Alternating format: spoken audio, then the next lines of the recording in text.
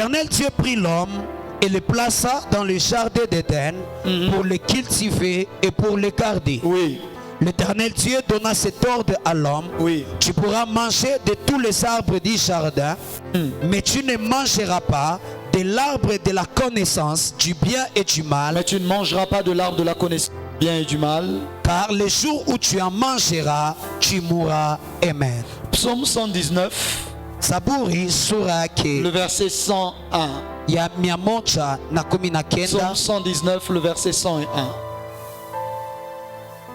Mstari wake 100. Psaume 119, le verset 101, nous lisons au nom de Jésus-Christ. Amen.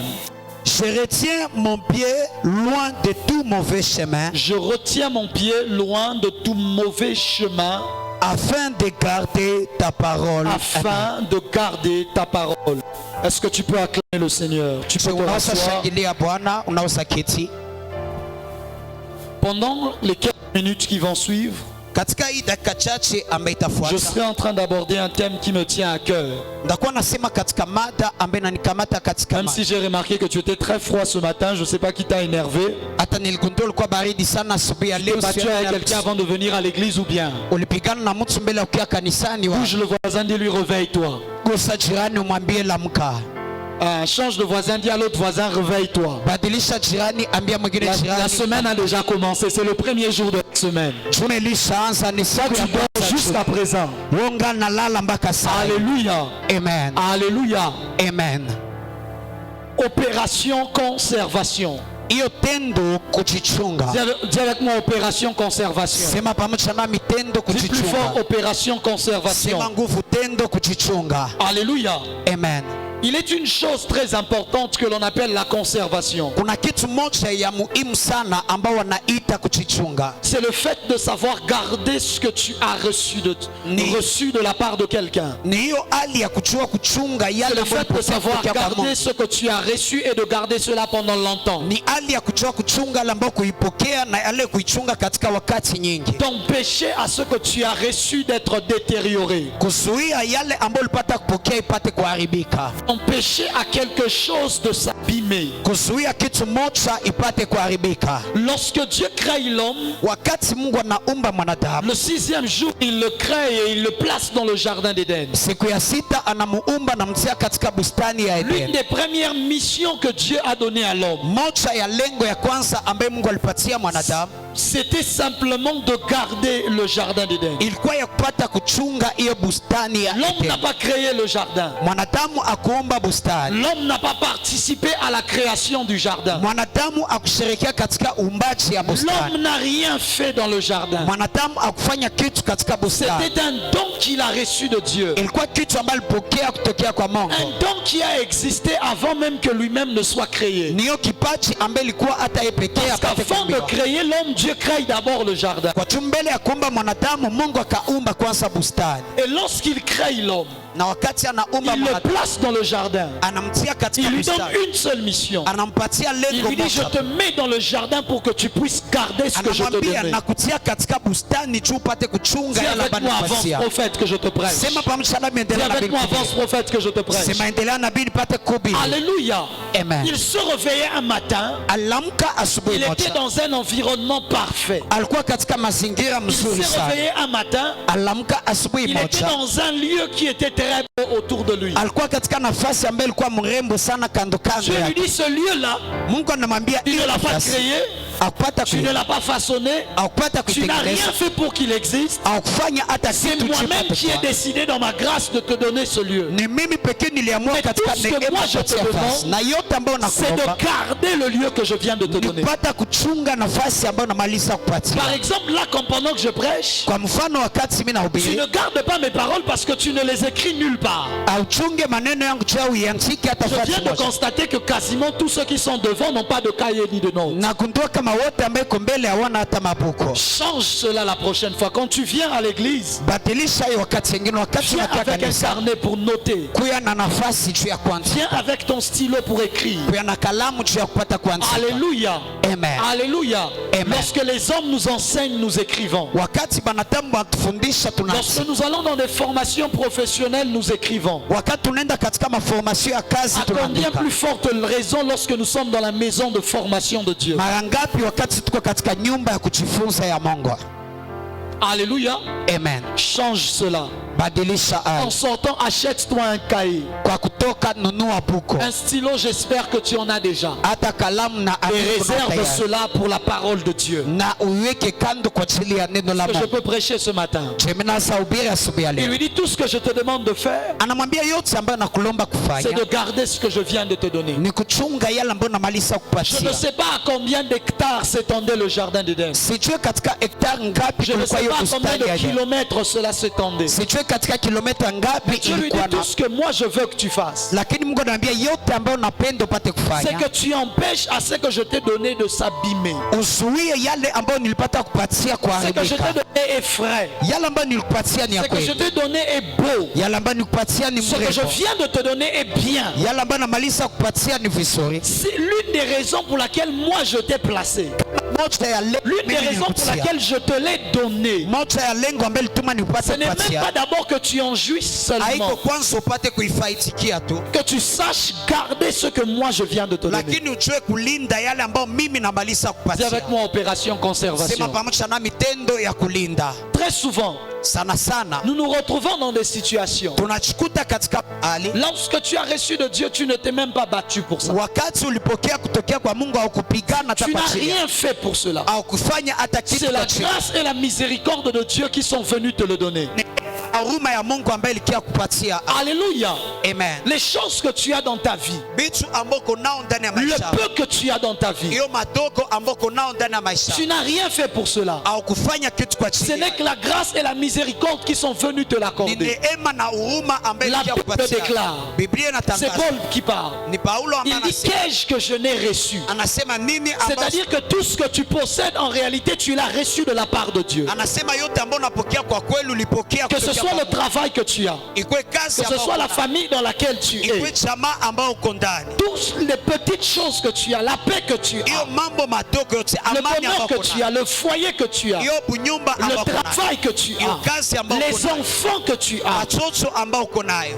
cette capacité de prier que tu Hiyo as, uwezo ya kuomba ambao cette uko nayo. capacité de venir à l'église que tu as, Hiyo uwezo ya kukia c'est la kanisani grâce ambao de uko Dieu nayo. qui l'a fait. Ni neema ya Mungu Au ambaye cas où tu ilifanya. pensais que c'était tes efforts, j'aimerais te dissuader de cela. Kama uliwasili kwa nguvu C'est la yako na kupenda miséricorde de Dieu qui t'a donné ni d'avoir ce huruma ya que tu as. Mungu ambaye ilikupatia upokee yale ambao uko Certains nayo. d'entre vous, vous pensez peut-être que c'est à cause de la famille dans laquelle tu es né. Pamoja kati yenu unawazia ni juu ya jamaa ambao Mais ulisaliwa, tu as oublié lakini ulipata que c'est la msaada. providence de Dieu Kama ni Mungu ambaye qui a alikupatia, déterminé dans quelle famille tu devais naître. ambaye ilionyesha katika Tu jamaa aurais gani pu naître utasali. aussi dans une famille très pauvre, Ungeliweza saliwa dans une katika famille qui jamaa n'a maskini. rien, Jamaa ambaye ina qui kitu, n'ont même pas de maison. ambaye ina Tu tamanyo. aurais pu naître même en prison. Ungezaliwa hata kwenye Une chela mère qui est arrêtée et qui t'enfante en prison. ya mama ambaye anafungiwa na kusala kwenye gereza. Mais tout le peu que tu as retrouvé lorsque tu as été né, Lakini yote madogo ambayo ulipokea wakati l'intelligence que tu as,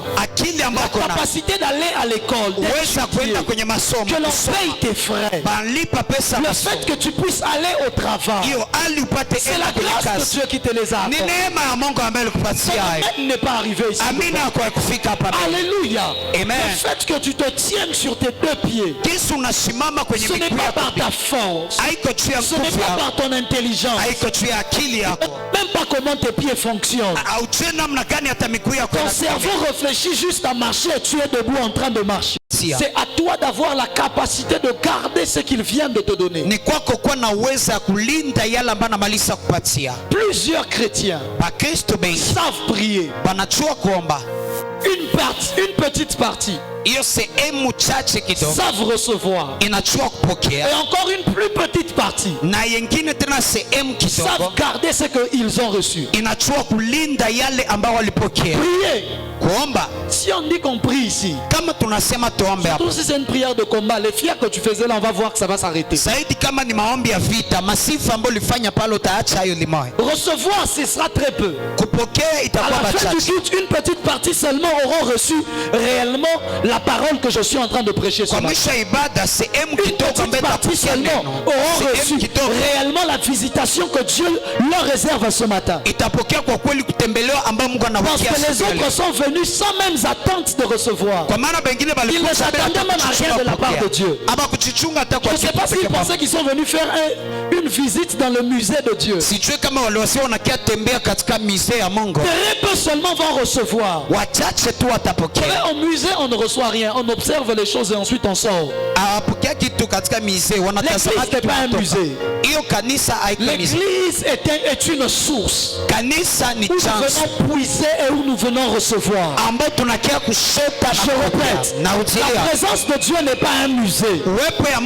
Dieu observe les choristes, on regarde les prédicateurs, on regarde ce que la maman l'a apporté aujourd'hui, on regarde comment est-ce que le papa là est venu en retard, on regarde maintenant pourquoi est-ce que la soeur là n'a pas bien chanté, on regarde maintenant comment est-ce que le prophète fait pour prophétiser, et ensuite on sort. Ça c'est le musée.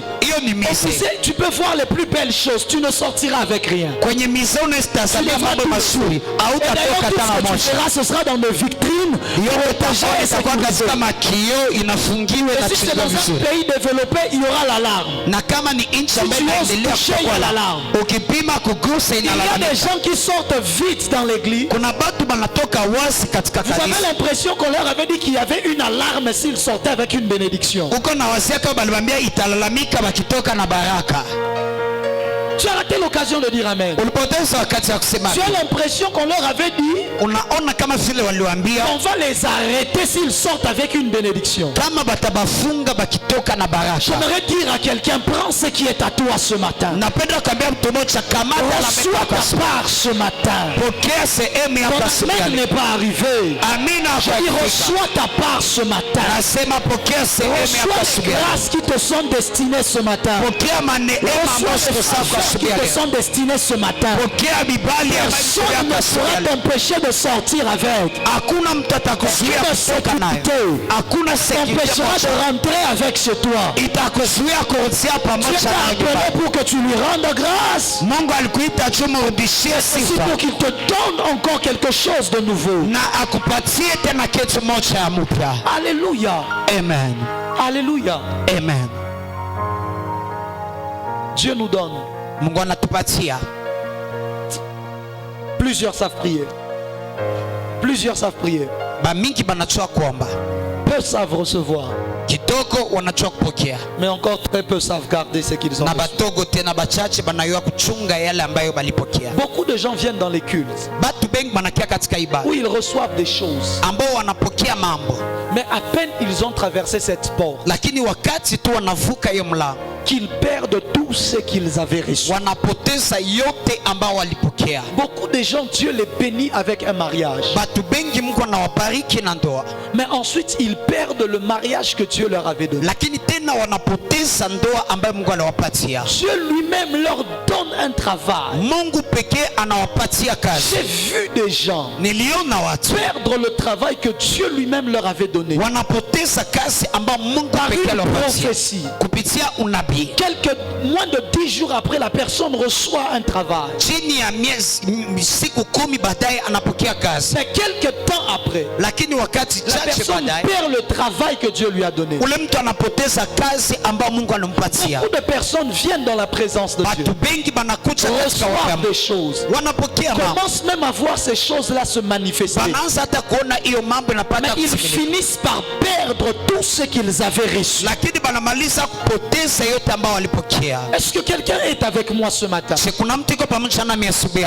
L'un des grands problèmes dans l'église n'est pas la réception, c'est la conservation.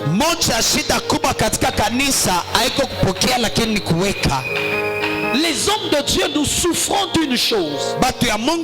C'est que nous libérons des grâces sur un peuple qui finit par perdre ce qu'on a libéré sur lui. On doit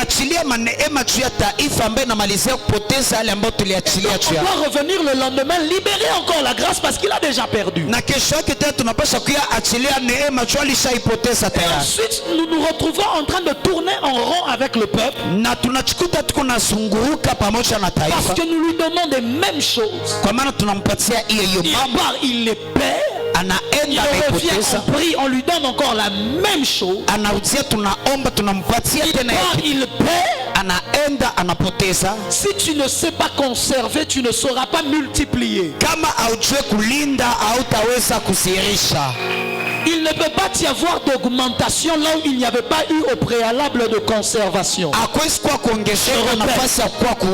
peut pas y avoir d'augmentation, de multiplication là où au préalable il n'y a pas eu de conservation. C'est ainsi que souvent on est obligé de revenir sur les vieux messages. Parce que le peuple à qui on avait prêché ce message là a déjà perdu. Il a déjà perdu toutes les grâces et toutes les bénédictions qui étaient attachées à ce message. Alléluia. Amen. Alléluia. Amen. C'est là où les prophètes n'aiment pas la pastorale. C'est dans ce domaine-là que le prophète n'aime pas le travail de pasteur. À cause du peuple. Parce qu'on lui donne des choses. Il part, il perd. Il revient pour qu'on lui donne la même chose. Il revient pour qu'on lui donne la même chose. Et les prophètes n'aiment pas la routine. Le prophétique et la routine ne marchent pas ensemble. Les hommes d'onction n'aiment pas la routine. Parce que lui, il veut libérer les nouvelles choses que Dieu lui a données. Mais le peuple a déjà perdu l'ancien. On va revenir encore sur l'ancien. Et il y a des prophètes et des hommes de Dieu qui meurent avec un tempo surnaturel qui n'ont jamais pu libérer parce qu'il n'y avait personne capable de recevoir cela. Ton amen n'est pas arrivé. Est-ce que tu comprends un peu de quoi je parle? Souvent je peux venir, j'ai envie de prêcher un message. Je me rappelle que le peuple en question, il a déjà oublié l'autre là. Il a déjà perdu. Avec Dieu, on ne saute pas de classe tant que tu n'as pas réussi à la classe précédente. Tant que tu n'as pas réussi, Dieu ne te fera jamais sauter de classe. Le pire, c'est l'enseignant qui doit t'avoir toutes les années dans la même classe. Ton amen n'est pas arrivé ici. Parce que quelqu'un commence à comprendre de quoi je parle. Alléluia. Amen. Alléluia. Amen. C'est comme ça que le pasteur Benny Hinn, à un moment il était dans une église. Il travaille. À un moment il a laissé tomber. Il était en Floride, il a tout laissé. Il a quitté la Floride. Il a dit, je ne peux pas prier tout le temps pour la même personne et pour le même problème. C'est en train de tuer mon onction. Mon onction doit aller faire de plus grandes choses, mais je dois revenir sur les mêmes problèmes, la même personne, la même impression. Il a laissé. Il est parti. Il a quitté la Floride. Et il a dit, il ne peut plus revenir là-bas. Et il n'était plus revenu. Et quand il est parti, on a connu le Bénin qu'on a connu. L'homme des croisades, des miracles et tout ça. Pourquoi? Parce qu'avant, il était obligé de revenir et redonner les mêmes choses que le peuple avait déjà perdu encore. Et encore. Si je te donne un véhicule, tu perds le véhicule, pourquoi je vais te donner le carburant? unapoteza gari, jua ndakupatia tena carburant. C'est quand tu as conservé le véhicule que demain je viens avec le carburant. Ni wakati uliweka gari njo kesho nakia kupatia hiyo mafuta. Que demain je viens te dire non non, hii moteur isha kwa kidogo, il faut tout tirer ça, c'est un nguvu sana. Kesho nakia kuambia ce moteur déjà pété. Mais si déjà le véhicule lui-même tu l'avais perdu, lakini kama gari pekee on va ushapoteza, recommencer encore opération récupération de véhicules. tutaanzilia tena tendo kupokea magari, Récupérer tout ce qui t'a été volé par Satan. Allez, pas. kugombola yote ambayo shetani alikuiba, unapiga tena mikono. Et tu aimes ce genre de prière, n'est-ce pas? Unapendaka hiyo maombi sivyo? Comment est-ce qu'on t'avait volé ça? C'est ça le problème. Sasa shida namna kaniba alikuibaka abyo. Parce que si tu n'as pas trouvé comment est-ce que tu as perdu, Kwa maana kama ushona kaniba pesa tu utakamata vas encore perdre. tena unaipoteza. Et c'est comme ça que toutes nos églises sont pleines de prières de récupération. Na hivyo makanisa tinajaa maombi ya kugombola. Tout le temps on est dans la restauration. Restaure-moi Seigneur. Wakati yote nijenge upya Bwana, nijenge upya. La restauration ne vient pas pour être une vie. La restauration doit être un instant. Kujenga upya ikwake kwa maisha mzima na kwa wakati Tu mmoja. renouvelles, il te restaure de ce que tu as perdu et puis tu évolues. Mungu anakujenga Après la upya restauration, unaendelea. il faut l'évolution et la croissance. Kisha kujenga upya na bidi kukomaa na kuendelea mbele. Réalise que dans les 4 ans de ta vie chrétienne, 20 ans de ta vie chrétienne, parfois tu passes toute une année de janvier en décembre en train de demander restauration. Gondoa katika miaka yako ya maisha ya Kikristo unapitishaka mwaka mzima uko na lomba kujenga upya. Est-ce que je mens? Jemi nasema Ça arrive souvent. inafikia sana sana. Ça, j'ai perdu. Nasikia Et nilipoteza. tu vois encore, c'est revenu. Naona inakuja tena. Puis 2 mois après, Miezi mbili tu baadaye. t'entends encore venir dire Seigneur restaure. Il dit Mungu anakusikia tena unakuya Bwana nijenge il dit, upya. mais finalement qu'est-ce qui s'est passé encore? Sasa nini tena ilipitikana? Lorsque Dieu nous donne, Wakati Mungu il anatupatia attend de nous une chose, anachunga kwetu kitu que l'on moja. sache conserver et garder. Tujue kuweka na kuchunga. Lorsque tu perds tout le temps ce que le donateur te donne, il arrêtera de te donner. Wakati unapoteza kila wakati yale ambayo Mungu anakupatia ataacha kupatia. Dieu est un investisseur qui n'aime pas de pertes. Mungu ni mtu ambaye anapanda apendake Partout où il y a kupoteza. tout le temps des pertes, Dieu arrête d'investir. Nafasi yote kunakuwa kupoteza, Mungu anaacha kupanda ndani. Tout ce que Dieu te donne sont des investissements qu'il fait dans ta vie. Yote ambayo Mungu anakupatia ni mambo ambayo unapanda ndani ya maisha. Et quand toi tu perds cela, c'est l'entreprise du royaume qui est en train de perdre. Wakati unaipoteza ni kampuni ya ufalme ambayo Et Dieu doit anapoteza. venir réinvestir. Na Mungu anaweza kia kupanda tena. Vous connaissez les histoires des ONG. Mnajua hiyo maadisi ya Je makampuni. sais que même dans la salle, au moins 60% sont liés à des ONG d'une manière ou d'une Najua autre. katika chumba hata 60% nambatanisha na À Bukavu, kampuni il y a des fulani. ONG partout. Bukavu kuna maonje fasi Si yote. vous avez des bailleurs de fonds Kama mko na Qui mtu vous ambaye donne des anawapa pesa, investissements, ambaye anawapatia que vous pesa utilisez mal et que vous perdez, na mnatumikisha mbaya, quand vous mnapoteza. essayez de demander, est-ce qu'ils donnent encore? Wakati mnautia kulomba napana Il ne tena, donne plus. hapana tena. Eux, ils sont humains. Même quand tu reviens la prochaine fois, ils donnent plus, c'est fini. Bobi kwa banatamu, wakati unautia kufuata hapana tena. Notre Dieu est un Dieu de grâce et de miséricorde. Mungu wetu ni Mungu wa neema na huruma. Il est le Dieu, comme on l'appelle, le Dieu de la seconde chance. Ni Mungu ambaye anakuwa wa bahati ya pili. Façon de parler. Katika namna ya kusema. Mais à chaque fois qu'il te donne une nouvelle opportunité, tu perds encore. Lakini wakati anakupatia opportunity tena mpya unapoteza. Il finira par arrêter Anaacha et chercher quelqu'un d'autre qui lui saura conserver ce qu'il recevra. na anatafuta mtu mwingine ambaye ataweza kuchunga yale ambayo anapokea. Car vous devez savoir Kwa maana mnapaswa jua qu'il n'y a personne d'indispensable pour Dieu. kama hakuna mtu wa muhimu sana Toi, kwa tu ajili ya perds tout le temps ce que Dieu te donne. Il prendra la même chose, ira la donner à quelqu'un d'autre qui lui saura la garder et la conserver. wambo. Napoteza kila wakati yale Mungu anakupatia, atakamata nende patia kwa mtu mwingine ambaye ataweza kuichunga. Dis avec moi amen, avance prophète. Sema pamoja na miendelea nabii. Alléluia. Amen. Et souvent nous perdons le travail. Na sana sana tunapoteza Nous kazi, perdons le mariage. tunapoteza mandoa, Nous perdons la paix que Dieu nous avait donnée dans nos foyers. tunapoteza amani ambayo Mungu alitupatia, Nous perdons l'harmonie qu'il nous avait donnée avec nos enfants. tunapoteza uhusiano ambao alitupatia na Nous watoto, perdons la prospérité financière qu'il nous avait donnée. tunapoteza kuendelea mbele kipesa ambayo Si alitupatia. on entre dans les grâces spirituelles, n'en parlons même pas. Kama tunaingia katika malama kiroho tusiseme hata. C'est là même qu'avant que ça n'arrive dans tes mains, tu touches comme ça, tu as déjà perdu. Il y a un moment, il faut refuser de continuer de perdre les grâces spirituelles. Kuna wakati inabidi kukataa kuendelea kupoteza maneema ya kiroho. Tu ne peux plus être là, il y a des problèmes dans ta famille, toi tu n'as jamais rien vu. Tu es sur une terre prophétique. Tu sors d'ici, tu dois sortir avec un esprit prophétique. De telle sorte que tu es capable de savoir à l'avance les choses qui doivent arriver. Est-ce qu'il y a des fils et des filles de prophètes? Alléluia. Amen. Alléluia. Amen. Tu ne peux plus perdre les talents que Dieu investit en toi. Tu dois dire à un moment trop. Et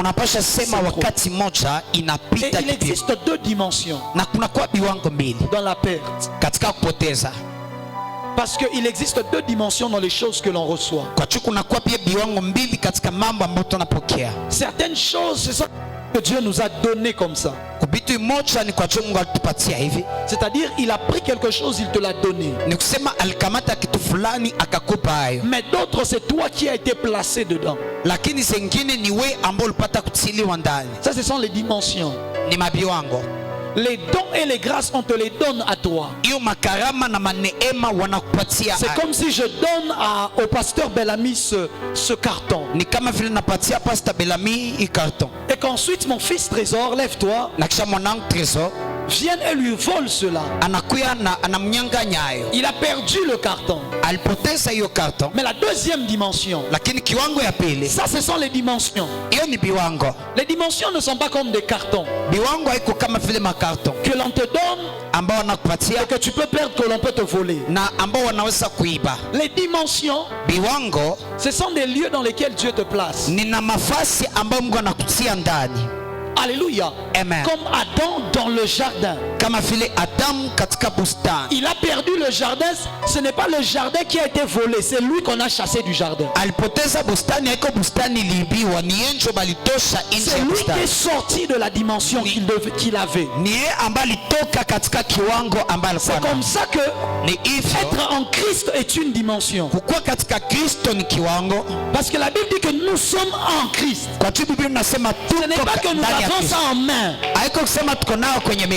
mais c'est nous qui sommes dedans. Alors fais un effort que tu ne sortes pas. Alléluia. Le don de la prophétie est un don, mais le prophétique est une dimension.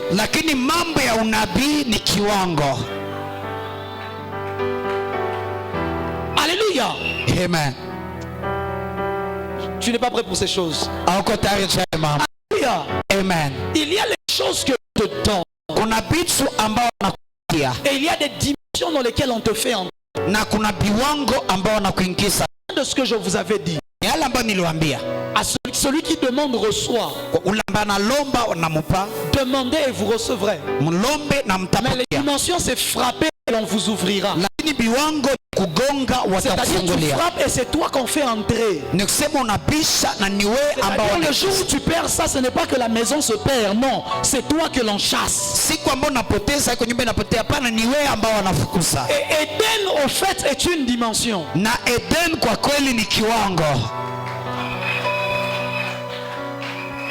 C'est pour cela qu'ils ont cherché le jardin, ils n'ont pas trouvé ça. Parce que Éden est une dimension dans laquelle le Père avait fait entrer l'homme. Mais lorsqu'il a perdu cela, il a été chassé de la dimension Éden. Et les animaux sur qui il dominait ont commencé à dominer sur lui.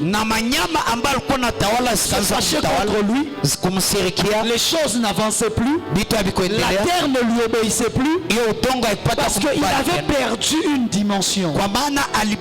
Il est sorti d'une dimension. Quelle est une dimension d'autorité et de pouvoir.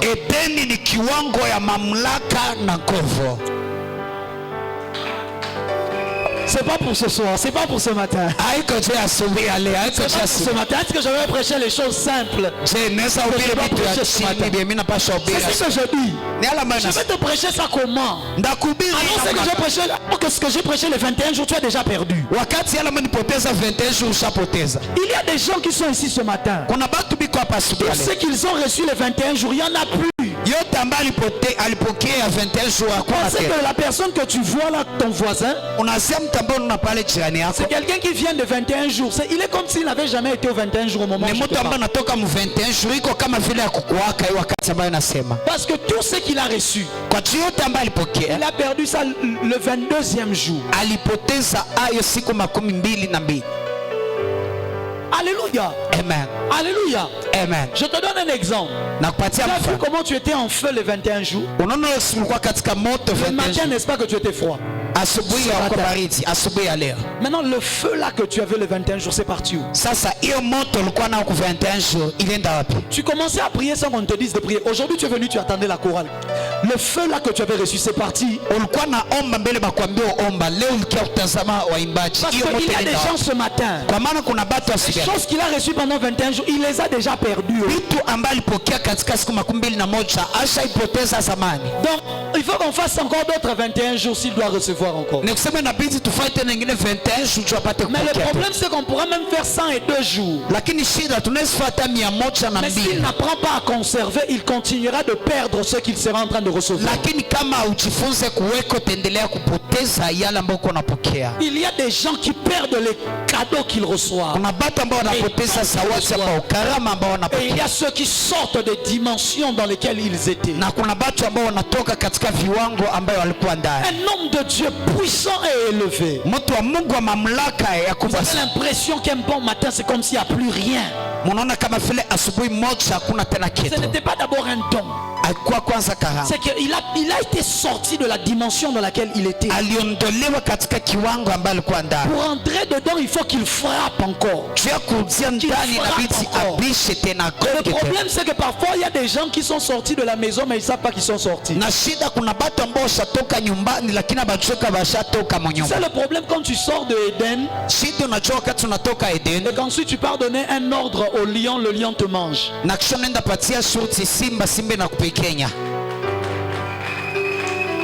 C'est comme ça qu'il y a des gens, des chrétiens, des hommes de Dieu. La dimension qu'il avait, il a perdu ça il y a longtemps. Mais il continue d'agir comme s'il en avait. Tu n'en as plus, tu as été chassé de cela. Tu dois encore frapper. Jusqu'à ce que l'on va encore t'ouvrir pour que tu entres. Vous savez, je ne suis qu'à l'introduction de mon message, mais il y a tellement de choses à dire. Et ça blesse le cœur de Dieu. Parce qu'en fait, le peuple de Dieu, son peuple croit. Dieu sera toujours là en train de donner.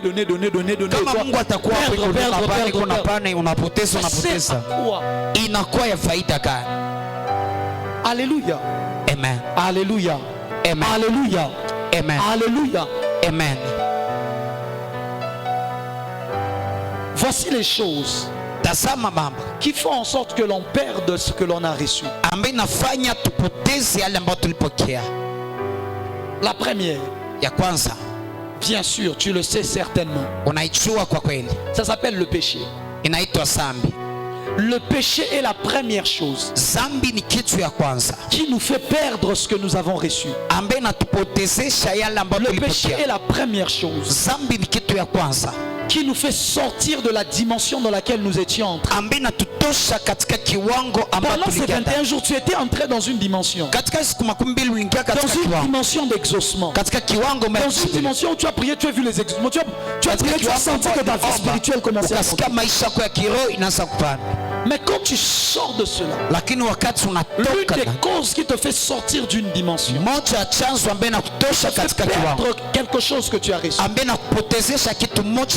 C'est le péché. Lévitique 18, le verset 28. La Bible déclare: prenez garde que le pays ne vous vomisse ne vous vomisse, isipate kuwatapika si vous le souillez, kama mnapata kuichafua, comme il aura vomi les nations qui y étaient avant vous. kama itatapika mataifa ambayo ilikuwa hapo J'aime mbele. les choses que je veux dire ici. Napenda vitu ambayo Est-ce ndasema. que tu es prêt à les entendre? Siko tayari kusikia. Il dit aux enfants d'Israël, Anaambia watoto wa Israeli, Canaan est une dimension. Kanani ni kiwango. C'est pour ça que Canaan n'est pas une localisation. Ndio kama na Kanani haiko nafasi fulani. Ça se trouve là-bas au Moyen-Orient. Inakuwa hapo kulazia. Mais pourtant quand tu chantes ici, tu dis que tu n'es pas Canaan. Na chapo wakati unaimba hapo unasemaka Parce mpaka Kanani. qu'il s'agit aussi d'une dimension. Kwa tunao pia ni kiwango. Alléluia. Amen. Alléluia. Amen. Alléluia. Amen. Et déjà chanter dire que tu n'es pas Canaan, c'est un peu faux. Na hiyo kuimba tunaenda Kanani ni bongo kadogo. Parce que la Bible déclare que nous sommes de la montagne de Sion, donc nous sommes déjà dedans. Kwa tu Biblia inasema tuko kwenye mlima wa Sioni, ndio sema tuko tayari ndani. Mais on chante ça seulement pour la louange, pour danser. Tunaimba ujutu ya sifa tu. Tu es déjà arrivé dans Canaan. Ushafika Kanani En zamani. Christ. Katika Tu es Kristo. déjà arrivé dans Canaan. Uko ndani ya Kanani tayari. Alléluia. Amen. Il leur dit, je vous ai fait entrer à Canaan. Akaambia niliwaingiza Kanani, Mais si vous souillez Canaan, lakini kama mnachafua hiyo Kanani, c'est le pays qui va vous vomir. ni nchi ambayo C'est la itawatapa. dimension là qui va vous vomir. Niyo kiwango ambayo itawatapa.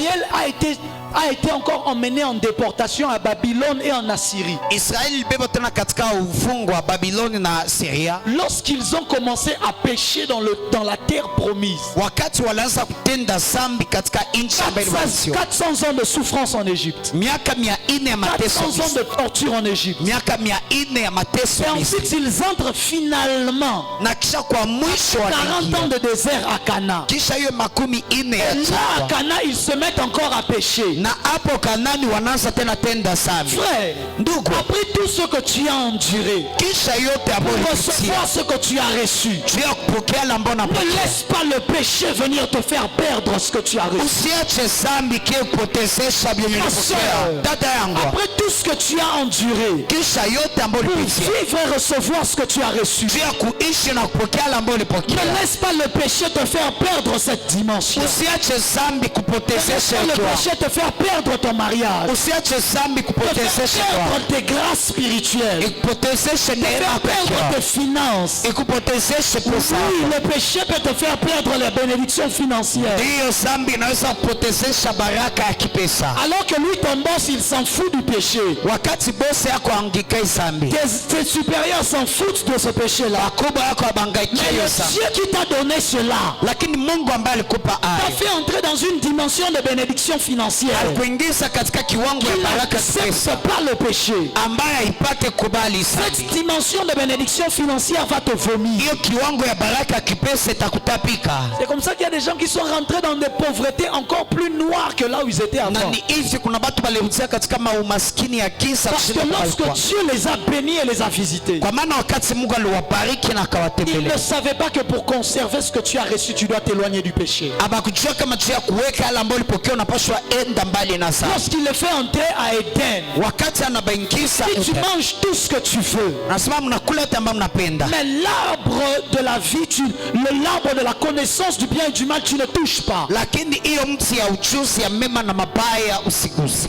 Parce que dans toute dimension, Kwa juu katika kila kiwango yote il y a un péché qu'il ne faut pas faire, sinon tu sors de cela. kunakuwa zambi haibidi kufanya, kama iko hivyo unatoka ndani. Écoute-moi, Nisikie, le péché est mortel. zambi inaua.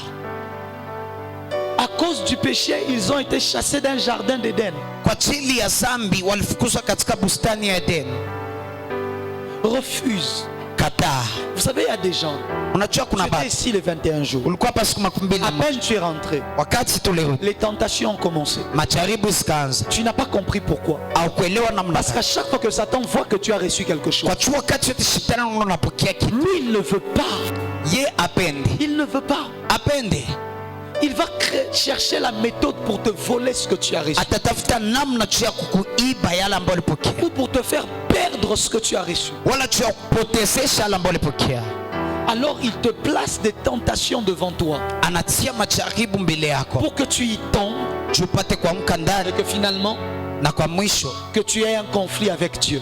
ukuwe na konfli pamoja Il y na a des Mungu. gens après le 21 jours, c'est seulement là kuna batu kisha 21 jours que la personne là qui t'appelait plus t'a appelé, ule mtu ambaye kwa nakuita tena kakuita, que l'ex là qui t'avait déjà oublié que tu avais oublié t'a recherché, ule ex ambaye ulikuwa sahau akakutafuta tena, et tu n'as pas compris na upata kuelewa que tu devais faire attention. kama ulipaswa kufanya. C'est seulement après les 21 jours Ni kisha tu qu'on t'a 21 jours proposé une corruption. wakakupatia hiyo C'est corruption. seulement après le 21 Ni jours kisha 21 jours que Satan est venu tuer ta vie de prière. shetani alikia kuua maisha yako ya maombi. Pourquoi? Kwa jua Pour nini? que tu perdes ce que tu avais reçu. Tu upate kupoteza yale ambayo ulipokea. C'est seulement après le 21 jours Ni kisha tu 21 jours que Satan fait en sorte qu'une enveloppe que tu avais prise, que tu ne la remettes pas.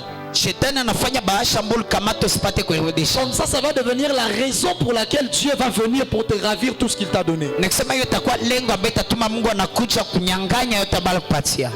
Il y a des gens, Kuna batu ils font un vœu à Dieu, wanafanya mais il ahadi kwa doit Dieu l'exaucer avant que lui n'aille réaliser le vœu. lakini Mungu anamjibu mbele apate kutenda hiyo. Alors il pense que finalement ce n'était plus important de faire le vœu, de Anawazia réaliser le vœu. haikuwa tena ya muhimu kupata kutimiza ahadi. Baisse ton volume. Alléluia. Amen. Alléluia. Amen. Et pourtant, Na chapo hiyo Dieu ne faisait que tester ton cœur. Mungu alikuwa anafanya kupima moyo wako. Dieu ne faisait qu'éprouver ton cœur. Mungu alikuwa yuko na Pour jaribu voir moyo si wako. tu es vraiment fidèle à tes engagements. Jua kutazama kama uko mwaminifu katika maangashima yako. Le péché. Zambi, Le péché. zambi. À cause de cela, Kwa ajili yayo Israël a perdu Canaan. Israeli kapoteza Kanaani. Adam et Ève ont perdu le jardin. Adamu na Hawa kapoteza bustani Et beaucoup d'autres choses. na mambo nyingi yote. La deuxième, Ya pili c'est la violation de l'interdit. ni hiyo kuenda kando na yale La ambayo deuxième chose qui inakaziwa. nous fait perdre ce que nous recevons, Kitu ya pili ambayo inatupotezesha yale ambayo tunapokea c'est la violation de l'interdit. ni kuenda kando ya yale ambayo ilikataziwa. L'interdit, Hiyo yale ambayo c'est inakataziwa quelque chose qui n'est pas un péché, ni kitu moja ambaye kuzambi, mais que Dieu t'interdit à toi. lakini Mungu anakukataza hayo wewe. Alléluia. Amen. Alléluia.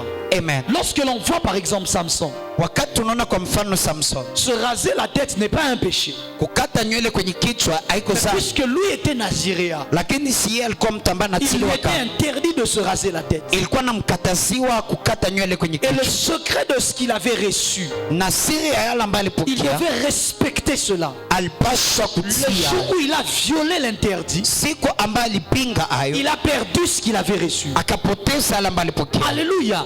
Amen. Il y a des gens, Kuna batu ce n'est pas le péché qui va te faire perdre, haiko zambi ambaye itakupotezesha, mais c'est l'interdit que Dieu t'a donné mais que tu n'as pas respecté. lakini niyo kizila ambayo Mungu alikupatia lakini haukupata kuitii. Je veux même mieux le dire. Napenda hata kusema mzuri, C'est l'orientation que Dieu t'a donnée. ni hiyo shurti ambayo Mungu alikupatia. C'est, comment dirais-je cela? C'est ce qu'il t'a dit de faire que tu n'as pas fait. Ni yale ambayo alikwambia kufanya ya Il va kufanya te faire perdre ambayo itafanya unapoteza ce que tu as reçu. yale ambayo Et ulipokea, tu dois faire très attention à ça. na unapaswa fanya angalisho kwayo. L'interdit est très dangereux. Hiyo kizila ni hatari sana, Il arrive même kunafikia hata que l'interdit soit plus dangereux que le péché. kizila inakuwa ya hatari kushinda zambi. Le péché brise ta communion avec Dieu. Zambi inavunja uhusiano wako pamoja na Mungu, Mais pendant un temps, ce qu'il t'a donné peut rester. lakini katika wakati mmoja yale ambayo alikupatia inaweza Mais bakia. la violation de l'interdit fait en sorte que tu perdes directement ce que tu avais. Lakini hiyo kupinga kizila inatuma unapoteza mara Samson moja. était déjà dans le péché, mais il n'avait pas encore perdu ce qu'il avait. Samson alikuwa tayari katika zambi, lakini hakuwa shapoteza yale ambayo Mais le alikuwa jour nayo. où il a violé l'interdit, Lakini siku ambayo alipinga kizila, c'est qu'il avait parti automatiquement. yale ambayo alikuwa nayo ikaondoka mara moja.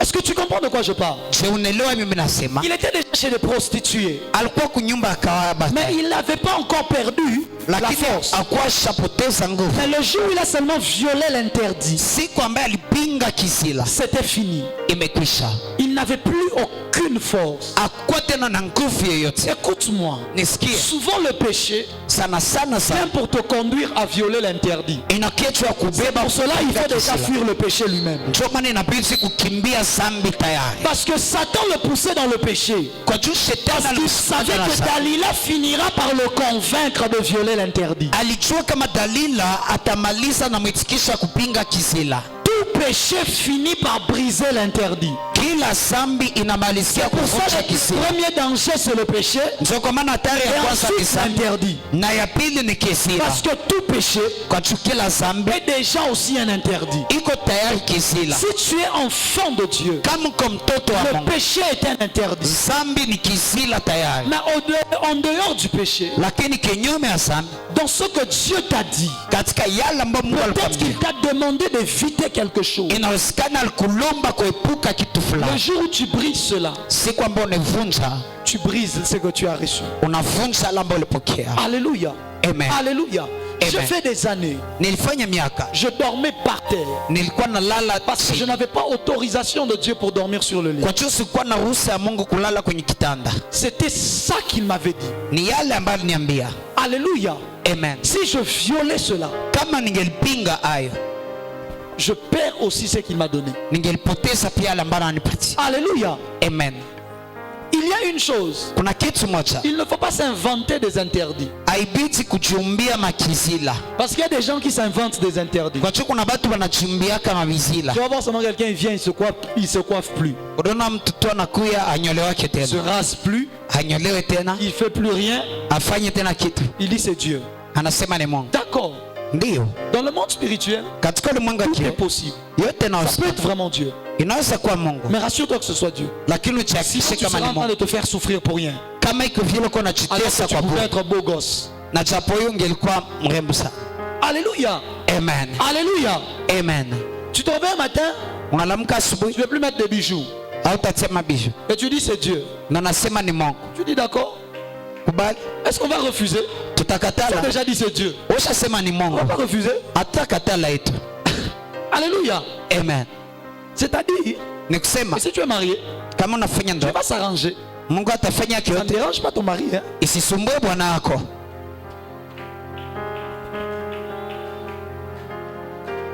Sinon, si c'était toi-même Kama ilikuwa wewe peke yako et que ton mari commence à aller voir ailleurs na bwana wako anaanza enda ona nje, parce que tu ne prends plus soin de toi, kwa hiyo ujishughulikie tena, ton interdit va devenir ta malédiction. kizila yako itageuka laana yako. Est-ce que je peux parler ce matin? Je mnaweza sema asubuhi ya Est-ce que je leo? parle à quelqu'un ce matin? Je mnasema kwa mtu mmoja asubuhi ya leo? Faites donc très attention avec les interdits parce que les gens ont beaucoup abusé les choses avec les interdits. Fanya angalisho sana na bizila juu batu baliharibisha mambo. Les gens, quelqu'un peut venir, oh non, Mtu mmoja anaweza kia, moi l'interdit, mimi kizila, c'est que je peux plus, quand j'entre à l'église, je peux pas mettre les chaussures. wakati mningia kanisani siwezi tena tia biato. Vous voyez seulement un frère, à chaque fois qu'il arrive à l'église, il l'enlève. Unaona ndugu wakati anaingia kanisani anavula biato, Il entre pieds nus. anaingia miguu chini, Parce que surtout qu'il a entendu que c'est la terre sainte. na kisha kasikia ni udongo Et que tu takatifu, avais dit à Moïse, na Mungu aliambia ôte les sandales de tes pieds. tosha sandali kwenye biato yako, kwenye miguu yako. Quand tu auras des ulcères, Wakati utakuwa na hiyo mafunza, parce que ça veut dire que dans chaque interdit, Dieu est celui qui te protège. kwa hiyo ni kusema katika kila kizila Si tu Mungu es dans ndiye un anabada. interdit où il n'y a pas de protection, donc ce n'est pas Dieu. Kama uko katika kizila ambaye hamna ulinzi ndani, ni kusema iko Mungu. Voilà pourquoi si Dieu te dit de jeûner 40 jours, c'est-à-dire que tu ne vas pas mourir le 29e jour. Ndio kwa maana kama Mungu anakuambia ufunge siku 40, ni kusema utafariki siku 29. Si tu meurs pendant que tu jeûnais, on va comprendre que ce n'était pas Dieu. Lakini ukikufa wakati ulikuwa unafunga, tutaelewa kama haikukuwa Mungu. C'est aussi simple que ça. Ni rahisi hivyo. Alléluia. Amen. Donne-moi un bon amen que je te prêche. Patia mimi na maswali Parce que si nikupe. Dieu t'amène dans le désert, c'est qu'il a préparé la manne. Kwa juu kama Mungu anakubeba katika jangwa, ni kusema Si Dieu t'amène dans un désert d'un interdit, kama Mungu anakubeba c'est qu'il katika sait ce jangwa qu'il a préparé. kwa kizila, ni kusema kuna kitu ambacho anatayarisha. Alléluia. Amen. La violation de l'interdit nous fait perdre ce que nous avons reçu. Hiyo kupinga kizila inatupotezesha yale ambayo tulipokea. À cause de la violation de l'interdit qui était sur ses cheveux, Kwa ajili ya kupinga hiyo kizila ambayo ilikuwa juu ya nywele yake, il a perdu la force akapoteza nguvu et il a perdu ses yeux. na akapoteza macho yake. Et ensuite, Akisha baadaye, même quand il a retrouvé la force, hata wakati alipata nguvu, il n'a pas retrouvé ses yeux akapata macho yake et il est quand même mort na akapata le kufariki. même jour. Hiyo siku, Alors qu'il aurait peut-être fait encore plus. wakati ingeliwezekana angelifanya hata zaidi. Alléluia. Amen. Alléluia. Amen. Il y a une chose dans le travail qui est un interdit, c'est de manger la dîme. kuna kitu moja katika kazi ambayo iko kataza ni kukula cha kumi. Il y a une chose qui est un interdit. Kuna kitu moja ni kizila. Ça s'appelle la dîme. Inakuwa cha kumi. Celui qui mange la dîme finit par être chassé du jardin d'Éden. Ulamba nakula cha kumi anamalizikaka nafukuziwa katika bustani Parce ya que Edeni. l'arbre de la connaissance du bien et du mal était l'image de la dîme. Kwa maana hiyo mti ya ujuzi ya mema na mabaya ilikuwa kama Je leur ai umbo ya dit, vous chakula. mangez tout. Mungu ambia mtakula yote. Ça vous ne mangez. Lakini hii Est-ce que ce n'est pas dans votre jardin? je haiko katika bustani C'est yenu. toujours dans votre jardin. Ni katika bustani Est-ce que ce yenu. n'est pas dans ton salaire? Je haiko katika C'est mshahara. dans ton salaire. Ni katika Mais mshahara. ça là, Lakini hiyo ça ne se pale mange pas. haikuliwaki Et kama. tout celui qui mange la dîme finit par perdre le 90% restant. Na kila utamba nakula cha kumi anamaliza Je kupoteza répète, 90% tout baki celui qui anaamsila. mange le 10% Kila utamba nakula finit par 10% perdre le 90%. anamaliza kupoteza hiyo 90%. Voilà pourquoi fais très attention avec la dîme en matière de tes finances. Sio kwa maana fanya angalisho na cha kumi katika pesa Joue zako. avec tout, mais ne joue pas avec la dîme. Cheza na mambo yote lakini usicheze na cha kumi. Parce que le premier qui a joué avec la dîme a été chassé du jardin. Kwa maana wa kwanza ambaye alicheza na cha kumi akafukuziwa ndani ya À bustani. cause d'un seul arbre, il a perdu tous les autres arbres. Kwa ajili ya mti moja akapoteza miti yengine À yote. cause de 10%, tu veux perdre 90% Kwa vraiment. ajili ya 10% napenda kupoteza kweli 90%. Alléluia. Amen. L'une des meilleures manières de perdre ses finances, Moja ya namna moja ya kupoteza pesa yako c'est de toucher à sa dîme. ni kugusa kucha kumi. Dis avec moi, avance prophète. Sema pamoja nami Dis bien endelea avec nabii. moi, avance prophète. Sema vizuri Tu endelea es nabii. fatigué, ne t'inquiète pas, je vais finir. Unachoka usiogope na Ce maliza. matin, je t'enseigne calmement pour que tu comprennes ces choses. Asubuhi leo nakufundisha kwa upole juu ile Je imam. ne veux pas que tu sautes ici ensuite, que tu oublies et que même le message sur la conservation que tu l'oublies. Sipendi uruke kisha usahau hata ujumbe juu ya kulinda kitu usahau. Si tu oublies, tu perds même comment conserver. Maintenant, comment tu vas conserver le reste? Kama unapoteza sana namna gani ya kulinda kisha utalinda hai. La troisième des choses Kitu ya tatu qui nous fait perdre ce que nous recevons, ambaye natupotezesha yale ambayo tunapokea c'est sortir de la présence du donateur. ni kutoka katika uwepo ya yule ambaye anapana. Tout ce que Dieu nous donne se conserve dans sa présence. Yote ambayo Mungu anatupatia inawekewa katika C'était uwepo la yake. meilleure occasion pour acclamer le Seigneur. Ilikuwa wakati mzuri wa kushangilia Bwana. Je répète, Na usilie. tout ce que Dieu nous donne Yote ambayo Mungu anatupatia se conserve dans sa présence. inajilinda, inachiweka katika uwepo yake. À chaque fois que tu sors avec quelque chose que Dieu t'a donné, tu sors d'avec hors de sa présence, tu perds cela. Wakati yote unatoka na kitu ambayo Mungu alikupatia nje ya uwepo yake unaipoteza. Tu pourras garder la chose toujours. Utaweza weka hiyo kitu Parce que l'on perd de plusieurs manières. kwa kitu unapotezaka kwa namna nyingi. Conserver veut dire que l'on ne te vole pas. Kuweka ni kusema basipate Mais kuiba, conserver veut dire aussi que la chose ne s'abîme pas. lakini kuweka pia ni kusema hiyo kitu Il isipate y a des kuharibika. gens, ce n'est pas qu'on leur a volé leur don, mais le don est là, mais il s'est déjà abîmé, il est déjà pourri. Kuna batu haiko walibaiba karama, lakini hiyo karama isharibike kapata kuuza. L'onction est là, Upako iko mais hapo, c'est déjà devenu comme le bona.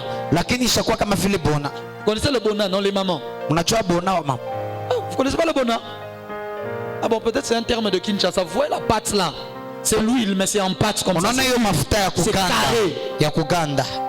Tu peux pas préparer avec. Il faut mettre ça dans le feu que ça devienne d'abord liquide. Hawezi kupika pamoja nayo, inabidi C'est kuweka ça. katika C'est ça moto. que nous à Kin on appelle le bona. Ni ambao kini tunaita bona. Alléluia. Amen. Alléluia. Amen.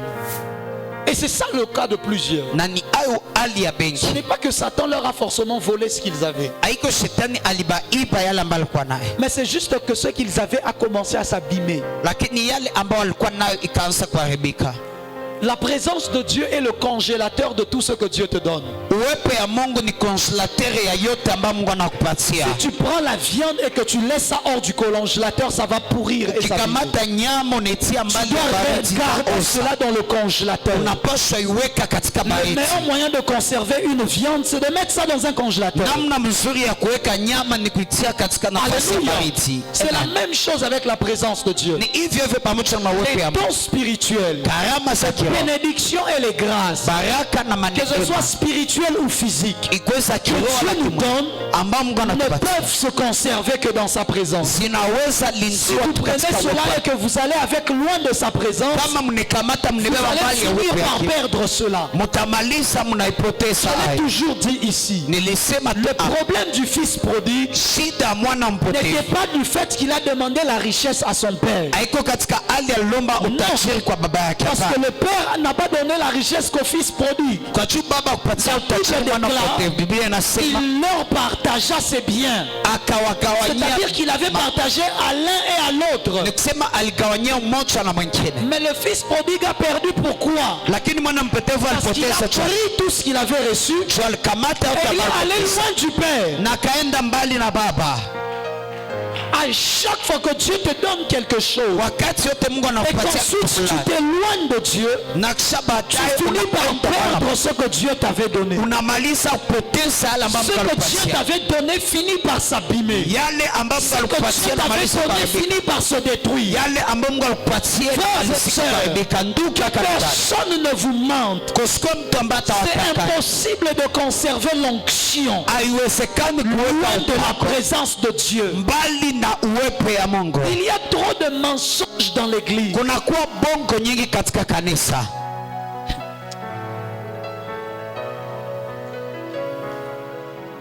C'est impossible de conserver un don spirituel et qu'il soit pleinement actif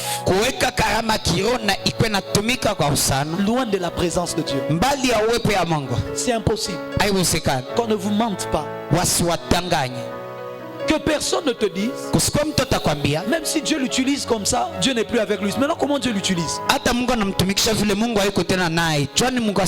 Voici plutôt ce qui se passe. C'est que quelqu'un peut continuer de manifester certaines choses que vous pensez venir toujours de Dieu, mais ça ne vient plus de Dieu.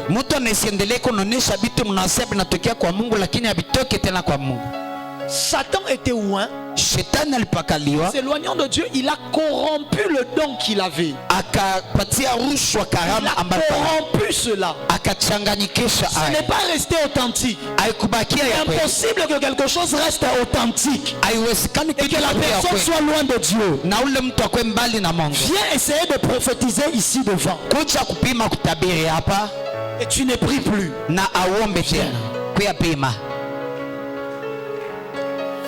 Viens essayer de guérir les malades et tu es loin de la présence de Dieu. Viens. Les gens qui disent ça, je ne sais pas s'ils ont déjà essayé. Alléluia. Amen. Alléluia. Amen. Dieu peut t'utiliser pour le peuple. Dieu peut continuer de t'utiliser pour bénir le peuple.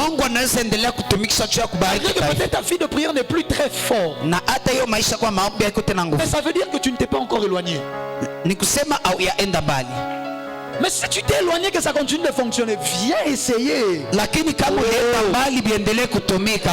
essayer. Vous allez m'aider. Alléluia. Amen. Alléluia. Amen. Alléluia. Amen. Parce que tout ce que Dieu nous donne continue de dépendre de sa présence. Tout ce que Dieu nous donne continue de dépendre de sa présence.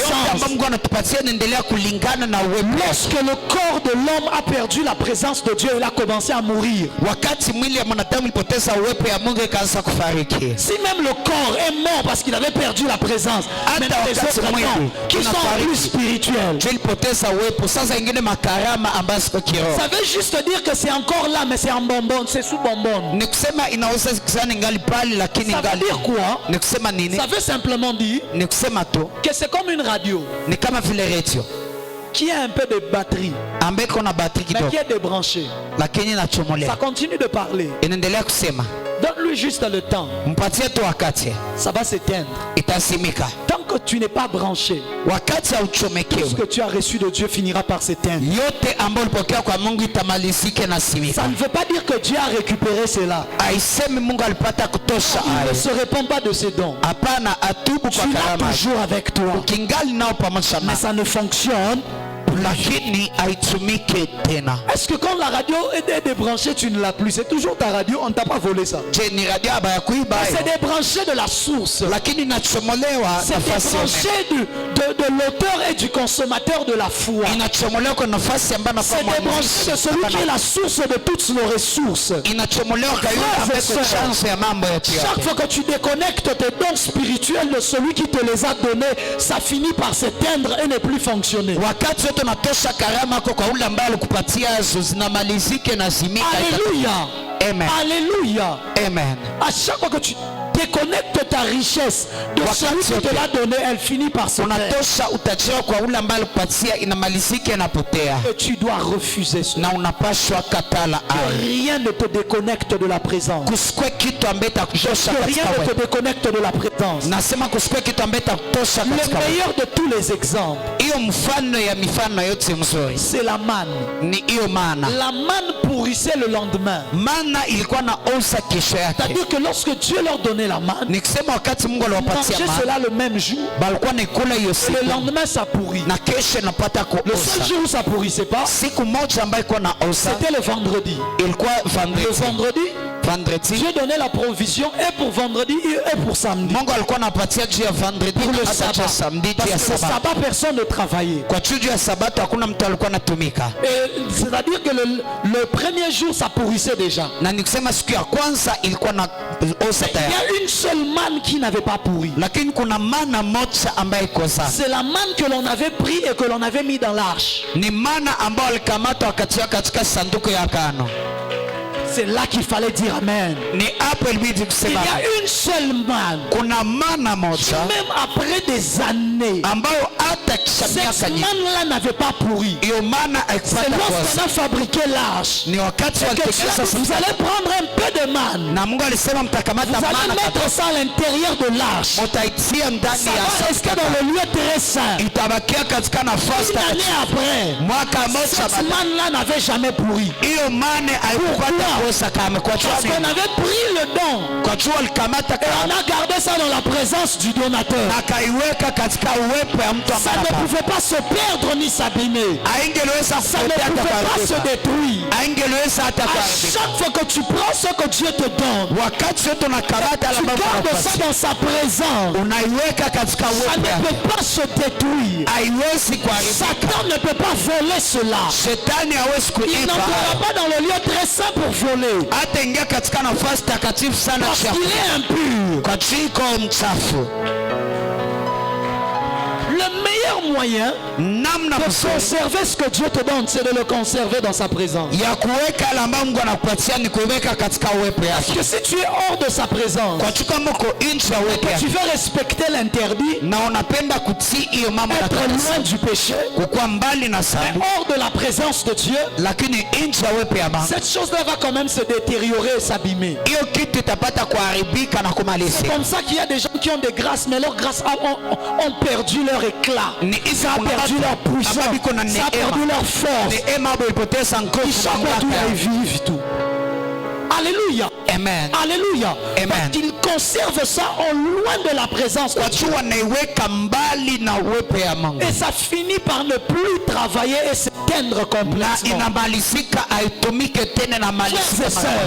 Prends tes enfants, garde-les dans la présence de Dieu. Prends ton travail, garde ça dans la présence de Dieu. Prends ton mariage, garde ça dans la présence de Dieu. Prends tes affaires, garde ça dans la présence de Dieu. Prends ton temps spirituel, garde ça dans la présence de Dieu. Garde ça dans une atmosphère de prière. Garde ça dans une atmosphère d'adoration. Garde ça dans une atmosphère de louange. Satan ne pourra pas entrer là-bas parce qu'il n'a pas accès au lieu très saint. Je suis en train de dire à quelqu'un, tu dois être capable de savoir. Rien ne se conserve loin de Dieu. Rien. Mais dans la présence de Dieu. Mais dans la présence de Dieu. Même une verge qui avait déjà séché,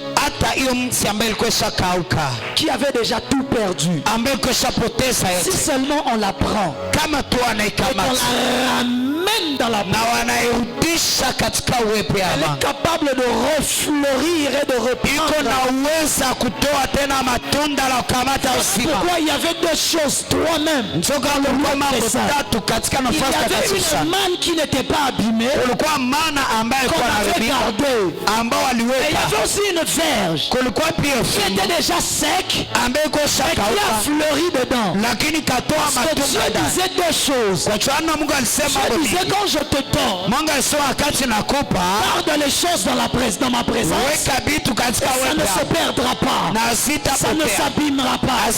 Mais si ça s'est déjà abîmé, ça c'est la verge. Si ça a déjà tout perdu, si ça a déjà été abîmé, si Satan a déjà fait ternir ton don, si la déjà est intégrale, il n'y a pas de problème. Ce n'est pas encore fini. Prends ça seulement. Ramène ça dans ma présence. Ramène cela dans ma présence. Et moi-même, je veux redonner la vie.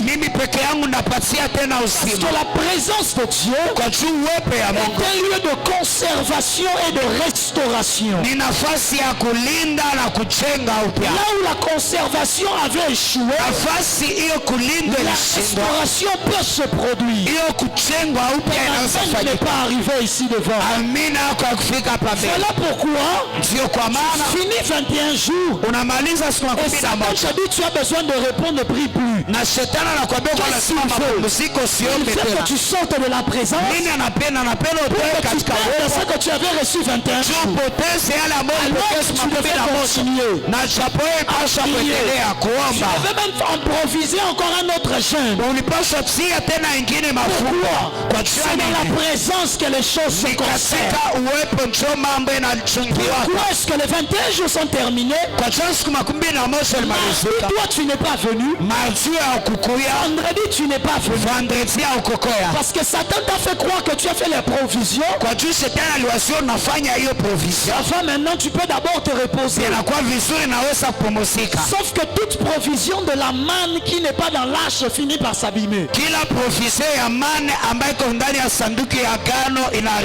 avait des gens qui faisaient les provisions de manne.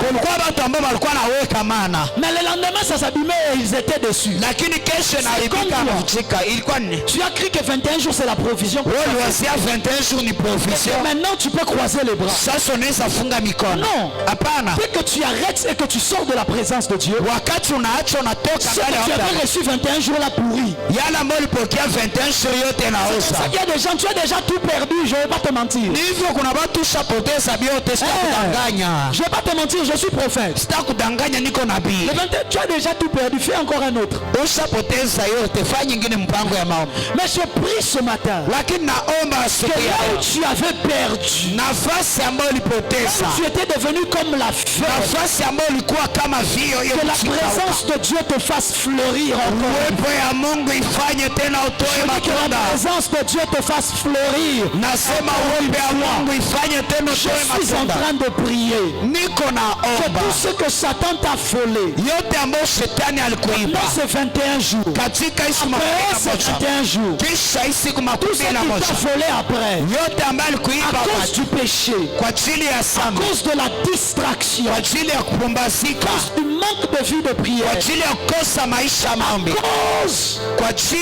que tu es sorti de la présence, je prie au nom de Jésus que le Seigneur fasse refleurir cela. Je dis que le Seigneur fasse refleurir cela. Ne pas à la hauteur de ce que je refuse de croire ce que tu as reçu est déjà plus vieux que la verge. Peut-être que ça ne fait que 5 jours que tu as perdu. Peut-être que ça ne fait que 1 jour que tu as perdu. 21 jours ne date que le dimanche passé. C'est une semaine. La verge d'Aaron était très vieille. Je ne sais pas si on savait c'était de quel arbre. On savait juste que c'est un bâton. Et lorsqu'ils ont pris cela, ils ont remis dans la présence du donateur. Voilà pourquoi ce matin il y a des gens qui doivent se jeter dans la présence de Dieu. N'attends pas la chorale, les choristes, les prédicateurs, des choses que tu ne peux plus attendre. C'est un bébé spirituel. Tu dois savoir te jeter toi-même dans la présence, afin que tout ce que tu as perdu reflète. refleurisse. Kwa juu yote ambayo ulipoteza Tout ipate ce kutoa Satan matunda. t'a volé refleurisse. Yote ambayo shetani alikuiba ipate kutoa matunda.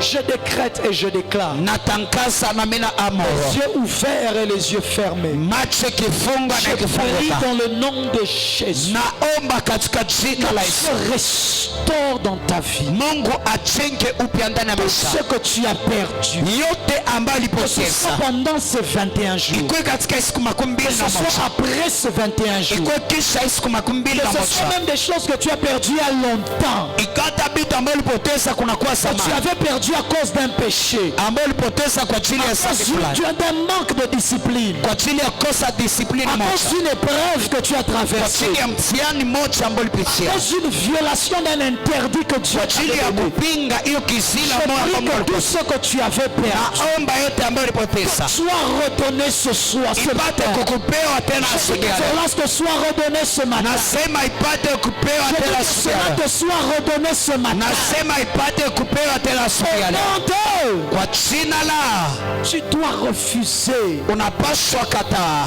Qu'alors que les autres sont en train d'augmenter, Wakati bengine biko naongezeka, tu ne fais que recommencer à zéro. wewe uko naanzilia tena mwanzo Quand kabla tu mwanzo. commences, tu perds. Tu Wakati recommences, tu unaanzilia perds. unapoteza, Tu recommences, tu perds. unaanzilia unapoteza, unaanzilia unapoteza. Il y a des gens Kuna batwa qui sont comme des vases que Dieu ne pourra jamais remplir. ambao biko kama machombo ambaye Mungu atachaa Ce n'est tena. pas que Dieu ne veut pas les remplir. Haiko kusema Mungu apende C'est juste kuwachaza, que le vase, il est troué. lakini tiyo chombo ishatoboka Dieu samani. verse, Mungu mais ça anamwanga, sort aussi. lakini inatoka tena. Le trou qui fait perdre à ta vie ce que tu reçois, c'est le péché. Shimo ambaye napotezesha maisha yako yale ambayo napokea ni dhambi. Ce qui a brisé le vase de ta vie, Yale ambaye livunja hiyo chombo ya c'est le maisha yako. fait que tu veux vivre ta vie loin de la présence de Ni Dieu. hiyo unapenda kuishi maisha yako mbali ya Tu uwepo ya veux Mungu. venir à l'église prier que Dieu te donne et ensuite tu pars loin de Dieu. Ça Unapenda ne kia peut pas kanisani marcher. unaomba Mungu akupatie kisha unaenda mbali na Tu Mungu seras comme akutende. un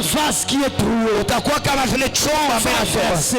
ambao On va watamwanga verser. Je watamwanga vais ndani. venir, je vais prophétiser. Takuya ndatabiri, Mais tu seras en train de perdre. lakini utakuwa uko napoteza, uko On va napoteza. t'imposer les mains. Batakutilia Même mikono les pieds s'il faut. hata miguu Tu kama vas inabidi, continuer de perdre. lakini utaendelea kupoteza Tu kupoteza. dois décider de te séparer du péché. Unapaswa amua kujitia kando na dhambi, kujitia Te kando na hiyo séparer de ces ukatili, choses kujitia kando na hiyo qui mambo t'éloignent de la présence de Dieu. ambaye nakubeba mbali na uwepo ya Il y a Mungu. des entourages qui sont des fuites à ton onction. Kuna mazingira ambayo iko mafuiti kwa upako yako. Il y a des entourages qui sont des fuites aux choses que Dieu te donne. Kuna mazingira ambayo iko napoteza mambo ambayo Mungu À cause anakupatia. de ton entourage, tu ne conserves pas les choses que Dieu te donne. Kwa ajili ya mazingira yako auweke vitu ambayo Mungu Parce que anakupatia. c'est dans ton entourage qui te conduit dans la distraction, dans les troubles. Kwa ajili mazingira yako yanakubeba katika kupumbasika. Trouve-toi un entourage de gens qui prêchent la parole. Jitafutie mazingira batu ambao wanahubiri neno, ambao Ne wanasema sois pas Biblia, pour parler des gens. ambao waketi cha kusema Pour shamba, commencer à s'exhorter. lakini wanaketi cha kwanza kuhubiri, Des kujipatia gens qui moyo. peuvent te dire, est-ce qu'on peut prier même 10 minutes? Watu ambao wanaweza kwambia tunaweza omba hata dakika 10. C'est qui la dernière fois que quelqu'un, c'est quand la dernière fois qu'un ami t'a dit, est-ce qu'on peut prier même 5 minutes? Ni wakati kani ya mwisho hata rafiki alikwambia je, tunaweza omba hata Quel dakika 10. genre d'entourage est-ce que tu as? Mazingira gani Que ambao tu uko sois nayo? maman, papa, enfant, jeune. Ukwe mama, ukwe baba, mtoto kijana. Est-ce que l'entourage que tu as te permet de garder les choses que Dieu te donne? Je Ou c'est à cause que tu perds tout ce que Dieu te ambao donne? uko naye na kuhusia kuweka vitu ambavyo Mungu anakupatia, wala ni kwa ajili ya unapoteza C'est hata Mungu vrai, anakupatia. tu as traversé des épreuves Ni difficiles. kweli ulipitikia wakati vigumu Mais ces sana, épreuves-là ne devaient pas te faire perdre ce que Dieu t'avait lakini donné. hiyo mitihano haipaswi kupotezesha yale ambayo Tu Mungu dois alikupatia. conserver la même force, Unapaswa weka la même énergie, hiyo le nguvu, même zèle pour Dieu. hiyo bidii kwa Qu'est-ce qui ajili t'a ya fait Mungu. perdre ton zèle pour Dieu? Nini ambaye alikupotezesha bidii Qu'est-ce yako qui t'a kwa fait Mungu? perdre ta sainteté? Nini ambaye alikupotezesha utakaso Qu'est-ce yako? qui t'a fait perdre ton amour pour Dieu? Nini ambaye alikupotezesha upendo yako Qu'est-ce kwa qui t'a fait Mungu? perdre cet engouement pour servir Dieu que Dieu t'avait Nini donné? ilikupotezesha hiyo amu ya kutumikia Mungu ambaye Tu alikupatia? dois enlever ces choses-là. Unapaswa ondoa hiyo mambo, Tu dois rentrer dans la présence de Dieu. unapaswa rudi katika uwepo ya Ce Mungu. matin, tu peux dire à Dieu, restaure-moi. Et apprends-moi à conserver. Restaure-moi. C'est que j'aime. C'est que le Dieu de la Bible est un Dieu de restauration. Même un Samson qui n'avait plus les cheveux a récupéré quand même sa force. Écoute-moi. Dieu a fait en sorte que tout ce qu'il te donne, il ait la capacité de restaurer cela. Ce matin, j'aimerais que tu pries sérieusement. Tu vas faire 2 prières ce matin. La première catégorie de gens, ce sont des gens qui doivent dire à Dieu, Seigneur, j'ai perdu des choses. J'ai perdu le zèle. J'ai perdu la sainteté. J'ai perdu les dons. J'ai perdu la paix dans mon foyer. J'ai perdu ma vie de méditation. J'ai perdu la bénédiction financière que tu m'avais donnée. Le problème, c'est que tu attends que je te demande de te lever. La première prière que j'aimerais que tu fasses. Parle à Dieu. Parle à Dieu. Si tu ne connais pas la valeur de ce que tu cherches, tu négligeras la prière que tu dois faire. Si tu connaissais combien c'est valeureux, tu allais peut-être être à genoux en train de pleurer. Tu allais peut-être être à genoux en train de crier. Si tu connaissais la valeur de ces choses que Dieu t'a données, élève ta voix et crie vers le ciel. Crie vers le ciel, crie vers le ciel. Mantakaraba sakereva, epakaraba sekereva, ibrakatora katerekeva, ipakata la parade la kora, rakazikete le parade, rabrike namazuta. Élève ta voix, parle à Dieu ce matin. Il y a d'autres personnes, toi tu dois dire à Dieu, Seigneur, donne-moi la sagesse de conserver. Je n'ai pas encore perdu. J'en ai encore. Je refuse de perdre le dépôt spirituel. Je refuse de perdre ce que tu m'as donné. Je refuse de perdre ces grâces. Lève ta voix, parle à Dieu.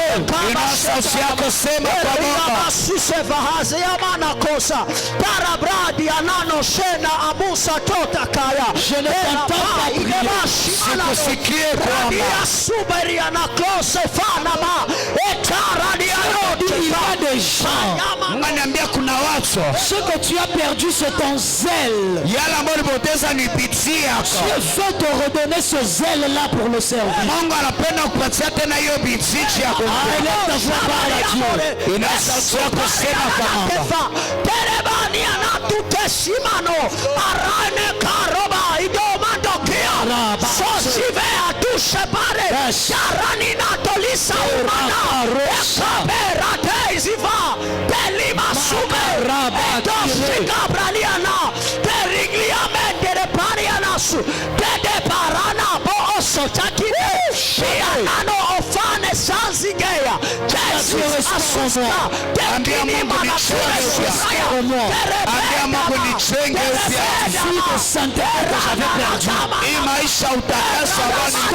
Tu peux le dire.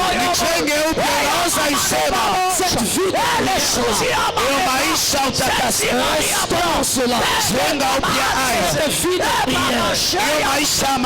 cette vie de méditation.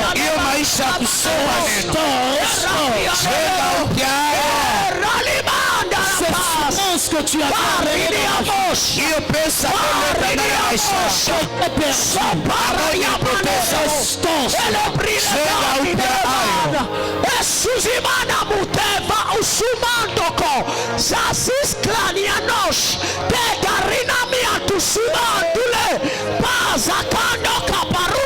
l'intelligence qui a été volée à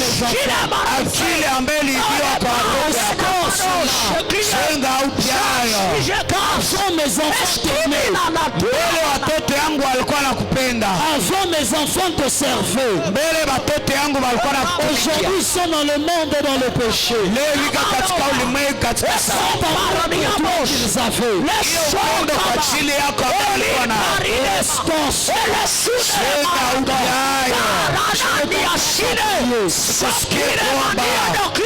Cet amour qui est mon conjoint. Restons sur la chaîne. Je n'entends pas apprends-moi à conserver. Je refuse de continuer de perdre. Maintenant, je vais conserver.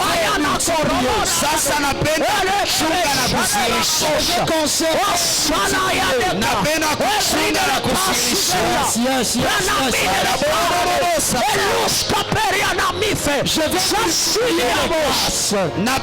multiplier les richesses, multiplier le zèle.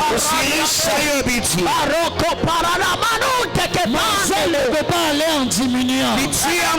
Ça doit aller en augmentant. La prière ne peut pas aller en diminuant. Ça doit aller en augmentant. Restaure et multiplie. Conserver et à multiplier.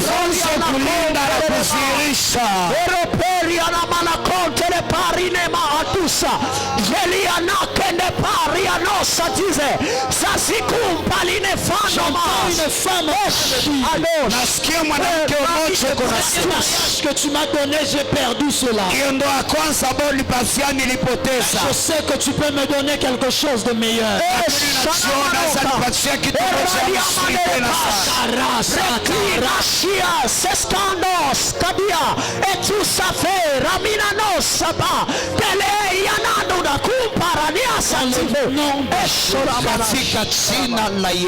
Dans le nom de Jésus. Dans le nom de Jésus.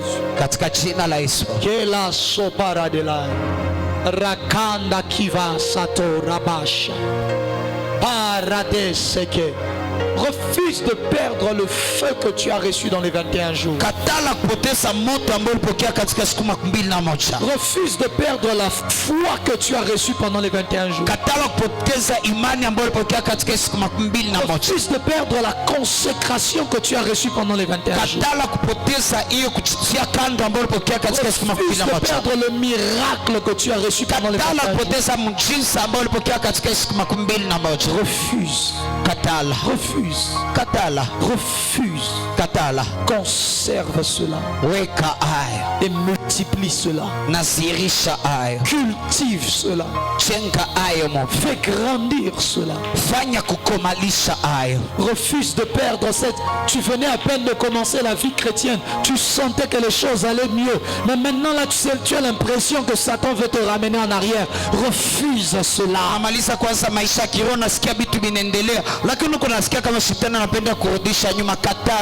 Tu avais décidé de revenir à Dieu. Tu avais senti l'amour de Dieu revenir. La force pour servir Dieu. Tu es seul pour la maison de Dieu. Mais tu as l'impression que tu commences à perdre. Refuse.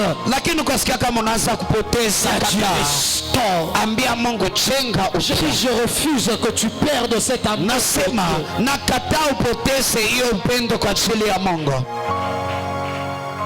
Manda sa de la fa et pas dans la sete le feki et do lo sidama tarama seka que pata shedalama perano seka rabasi perakima sutaka pekene le sha ziza zoto kolopa paradia.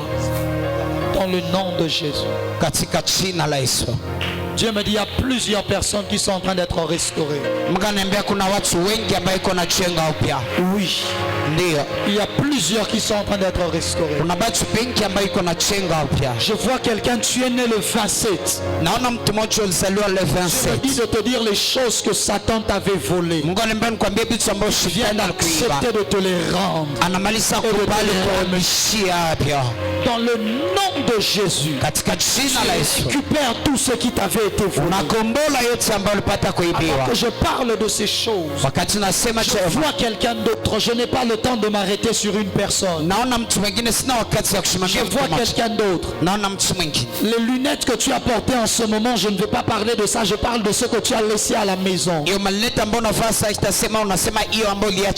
Elles sont de couleur chocolate. Il y a déjà d'un côté où la verre s'était brisée. C'est comme ça que tu ne la portes plus. Dieu me dit de te dire, il y a une dimension de grâce. Il accepte de restaurer dans ta vie. D'ailleurs, je vois ces lunettes posées sur un meuble en bois.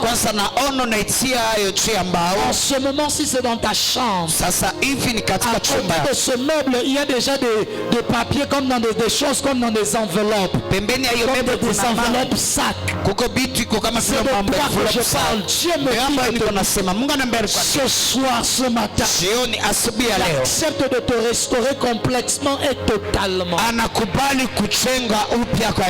que je parle de ces choses, je vois quelqu'un d'autre. Votre grand-père porte le nom de Zacharie. Et au moment où je parle, Dieu me dit, il y a des finances que la famille avait perdues. Il est en train de restaurer complètement. Ça va revenir les unes après les autres dans le nom de Jésus. Mantarabaya. Père, merci pour ce matin. Merci pour ta grâce. Merci pour tout ce que tu fais et que tu accomplis. Ce n'est pas en vain que nous venons devant toi. C'est pour te célébrer et pour que recevoir de ta part la sagesse et la vérité. Saint-Esprit, je prie pour ce peuple.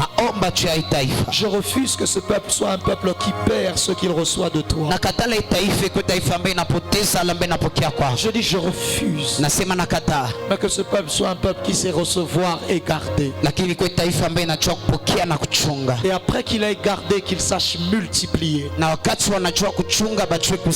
Afin que tu nous emmènes jusque là où tu veux nous emmener.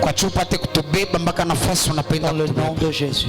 Est-ce que tu peux acclamer le Seigneur? Je disais, est-ce que tu peux acclamer le Seigneur? Alléluia. Tu peux t'asseoir là où tu es. Combien ont été bénis par ce message? Que Dieu soit loué. Le Seigneur voulait que l'on entende ces choses pourvu que nous les appliquions. Alléluia. Amen. Alléluia. Amen. Conserve. La quatrième des choses qui te fait perdre ce que tu reçois, ça s'appelle l'incrédulité. Je ne pourrais pas revenir sur cela dans un autre message, alors je te le donne. L'incrédulité. L'incrédulité, c'est ce qui fait en sorte que tu commences à croire que ce que tu avais reçu par tes propres forces. C'est ce qui fait en sorte que tu commences à croire que c'était juste une coïncidence. Tu as reçu un miracle de Dieu. Tu commences à croire que c'était une coïncidence. C'est l'une des choses qui te fait perdre ce que tu avais reçu. Que l'incrédulité pousse au ciel de reprendre les choses. Alléluia. Amen. Alléluia. Amen. Alléluia. Amen. Garde la même foi que lorsque tu recevais. Garde la même foi que lorsque tu recevais. C'est la même foi par laquelle tu as reçu. Il va te permettre de conserver ce que tu avais reçu. Alléluia. Amen. Que le nom du Seigneur soit béni. Nous célébrons Dieu pour le culte de ce matin. Nous sommes dans une saison d'action de grâce. Je disais, nous sommes dans une saison d'action de grâce. Dieu a accompli tellement de choses au milieu de nous. Tellement de choses au milieu de nous. Et pour cela, nous lui rendons grâce. Il y a des gens qui envoient encore leur témoignage. Il y a d'autres qui continuent d'expérimenter la main de Dieu. Par rapport aux 21 jours aux prières que vous avez fait. makumi mbili na moja maombi ambao Y walifanya. a-t-il quelqu'un, tu n'as pas encore donné ton témoignage? Kuna mtu huyapana ushuhuda yako? Tu as un témoignage que tu n'as pas donné. Je veux te voir. Lève Uko la na main. ushuhuda ambayo huyapana? N'hésite même pas. Il faut pas traîner. Usishakia hata usikawie. Je ne vais même pas traîner. Lève la main juste que je te vois. Utakawia, ina tu mkono nikuone. Lève la main rapidement. Ina mkono Tu es mbio ici, mbio. tu n'as pas pu donner ton témoignage. Il y a Hapa plusieurs huyapana là-bas. Qui ushuhuda d'autre yako? Nani encore? mwingine tena? Il y a qui d'autre encore? Nani mwingine tena? Rapidement. Mbio mbio. L'une des choses qui te fait perdre ce que tu as reçu, c'est quand tu ne témoignes pas de ce que tu as reçu. Moja vitu ambaye nakupotezesha yale ambayo ulipokea ni wakati ya ushuhudia yale Je ambayo n'ai pas ulipokea. mis ça aujourd'hui parce que je sais que je t'ai déjà enseigné sur ça. Sikuisema leo, najua nishakufundisha kwa ajili yayo. Lorsque tu ne rends pas grâce, tu ne témoignes pas à cause de ce que Dieu t'a donné, tu Wakati ya perds. ushuhudie kulingana na yale ambayo Mungu alikupatia, Tu finis par unapoteza. perdre cela. Na malisikio As-t-il unapoteza. quelqu'un d'autre, tu as vu la main de Dieu? Lève Uliona juste la mkono main ya que je te Mungu, vois. yana tu mkono yako ni Dans un kuone. domaine particulier, Katika kiwango ya par rapport à pekee, une prière que tu faisais, il y a une kulingana sœur ya ici, il y a qui maombi d'autre ambayo encore? ulifanya, Les autres ont déjà témoigné. wengine bashashuhudia. Est-ce qu'on peut acclamer le Seigneur? Je tunaweza shangilia Bwana. Alléluia. Amen. Je n'aurai pas le temps de prendre les témoignages, Sitakuwa na wakati ya kukamata mashuhuda, mais écoute-moi. lakini Les unisikie. témoignages ne s'arrêtent pas après les 21 jours. Ushuhuda azishimame kisha siku makumi mbili ya Ça mama. continue, c'est toute une saison. Inaendelea, ni wakati Il mzima. suffit que tu aies eu la foi, tu vas témoigner cette semaine. Inabidi tu ukwe na imani, utashuhudia Ton ichuma. amen n'est pas arrivé. Amina yako ya kufika. Alléluia. Amen. Alléluia. Amen. Les gens qui prenaient le mouchoir de Paul, Watu ambao walikuwa nakamata mshwari ya Paulo, ce n'était pas le même jour forcément qu'ils allaient poser sur les malades. haikuwa hiyo siku ambao walienda itia tu kwa wagonjwa. Certains venaient de très loin. Wengine walikuwa natokea mbali. C'est-à-dire qu'ils pouvaient marcher 3 jours avant d'arriver chez lui. Ni kusema naweza tembea siku tatu mbele afike kwake Mais il nyumbani. posait et le miracle se passait. Lakini alikuwa netia na mjiza na La fadhili. saison des miracles n'est pas terminée. Wakati ya miujiza Je hayamalizika. répète, la saison des miracles n'est pas terminée. Wakati ya miujiza Tu vas hayamalizika. aussi saisir ton miracle. Utashikilia pia mjiza wako kwa Si tu jina as la déjà Yesu. saisi que Dieu fasse encore quelque chose de plus grand. Kama ushapokea Mungu afanye tena kitu kubwa sana Au nom de... kwa jina la Alléluia. Amen. Alléluia. Amen. Que le nom du Seigneur soit béni. Jina la Bwana libarikiwe. Nous commençons maintenant à couvrir de l'autre côté derrière. Tunaanza kufunika tayari kule nyuma. Bénissons déjà le Seigneur pour tout ce qui est fait. Est-ce qu'on peut Tunabariki acclamer le Bwana Seigneur pour tout kwa yote cela? ambayo inafanyika. Tunaweza shangilia Bwana. Nous sommes venus par la foi. Tunabarikiwa. Nous sommes venus par la foi. Tulikuya kwa imani. C'était ouvert au-dessus de nos têtes. Ilikuwa nafunguka juu ya Le kichwa soleil yetu. nous a brûlés. Hiyo jua Mais ilitupiga, par la grâce de Dieu lakini kwa neema ya et par Mungu ton sacrifice, nous avons pu faire cela. na kupitia sabihu yako tuliweza fanya Et nous mpaka allons terminer avec cette dernière partie-là qui reste. na tutamaliza na hii sehemu ya mwisho ambayo Et on va inabakia, couvrir ici partout. na tutafunika hii ngambo ingine yote Mais ce huko, lieu va devenir très petit rapidement. lakini nafasi itageuka mdogo kwa mbio sana. Tu n'as pas dit amen, tu n'as pas acclamé. Au kusema amina, au kushangilia.